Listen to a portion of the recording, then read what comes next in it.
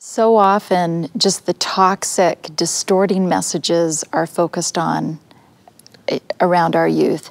And sometimes we slip into that too, that we're trying so hard to combat those that in our teaching with our children, we just focus on why those messages are wrong, but don't emphasize enough, really, what does healthy sexuality look like? What does that entail? What does that involve? How do we prepare for that? How does that look differently? How do we recognize it? And, you know, when you asked the question of, you know, how are these different? The first word that came into mind was one of respect. That healthy sexuality is based upon respect. It's based upon honesty and trust. And all of those relational, emotional pieces that a lot of our youth don't ever have that discussed with them. And so I think that's where we as parents, especially in the home, and ideally if we have a positive marriage relationship that can model that respect and trust, it provides a great contrast to what they see in the world around them and in the media messages and television shows and websites and in the extreme in pornography, where those things are absolutely censored, and I use that word censored deliberately. Those images and those films or websites are really void of tenderness, love, honesty, respect for another person, and holding the body in high regard, our own as well as someone else's. So I think really using keywords and descriptors to help young people understand how this is different and how to recognize it. You know, is it uplifting? When you see an image, does it feel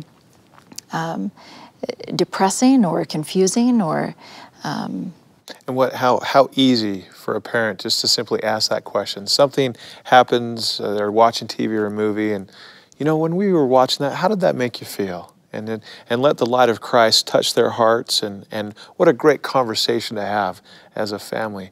But the overall tone I hear you saying is that yes, there perhaps is a time and place to focus on the dangers of sin and to warn about Satan and how he's trying to attack us. But instead of focusing on the darkness, perhaps we need to focus on the light.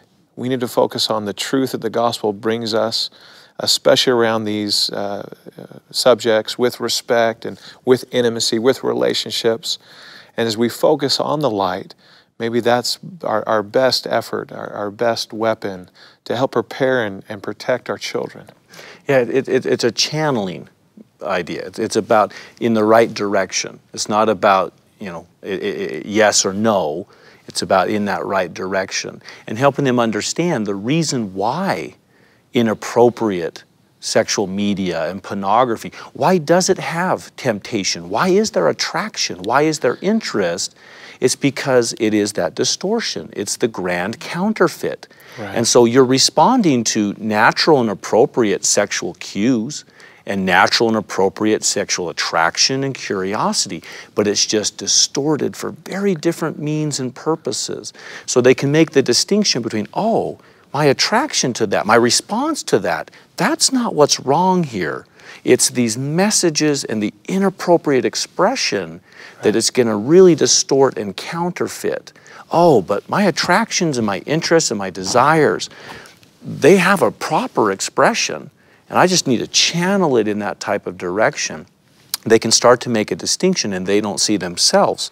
And then hopefully have that ability to then partner in marriage with someone who shares that same healthy sexuality attitudes where they can now discuss, they can share, they can have that as part of their relationship. That's really important to help them distinguish because we talk about pornography like it's out there.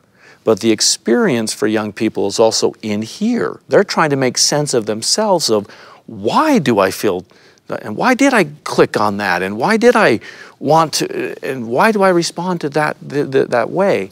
And they're trying to make sense as much about themselves as they are about what is out there. And right. To help them make those distinctions and understandings of that is critical. They have something beautiful and sacred inside them, and it's not bad per se. There's inappropriate expressions of it, but to understand that it's beautiful and good, and it's meant to be special and enjoyed within the proper relationship, so they don't get confused.